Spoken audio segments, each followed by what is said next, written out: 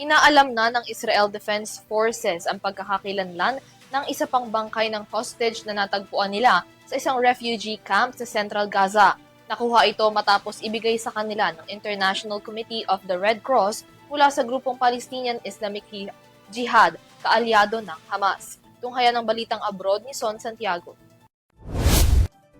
Habang 3 pang mga namatay na hostages ang patuloy na hinahanap sa Gaza, kagabi lamang kinumpirma ng Israel na natanggap na nila ang panibagong labi na posibleng kasama sa bilang na ito.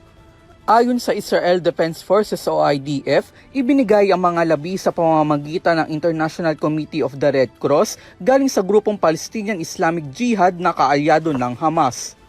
Natagpuan umano ito ng grupo ngayong linggo sa isang refugee camp sa Central Gaza. Kasalukuyan naman ng iniimbestigahan ng forensic experts ang labi upang kumpirmahin kung kabilang ito sa natitirang 3 hostages. Base sa international reports, ang 3 hostages ay binubuo ng 2 Israeli at 1 Thai national. Ang pinakahuling turnover na ito ay bahagi pa rin ng fragile ceasefire na nagsimula noong October 10. Sa ilalim ng kasunduan, obligadong ibalik ng Hamas ang lahat ng natitirang buhay na hostages at pati ang 28 mga labi ng mga namatay. Sa ngayon, 25 labi na ang naibalik sa Israel, hindi pa rito kasama ang pinakabagong transfer. Ngunit sa kabila nito, muling inakusahan ng opisina ni Israeli Prime Minister Benjamin Netanyahu ang Hamas dahil sa mabagal na pagproseso ng pagbabalik. Inilarawan nila itong paglabag umano sa umiiral na ceasefire. Depensa naman ng Hamas, nahihirapan silang mahanap ang mga natitirang labi dahil sa matinding pinsala sa Gaza.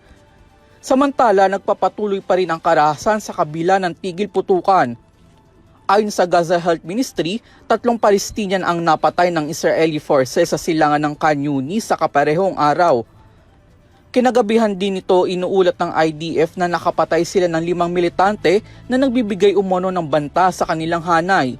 Sa kabuuan, umakyat na sa 345 ang bilang ng mga nasawi sa Gaza sa gitna ng ceasefire. Sumatotal naman, mahigit 69,000 Palestinians na ang nasawi na magsimula ang girian. Para sa EuroTV News, ako si Son Santiago, sumasaludo sa bawat Pilipino.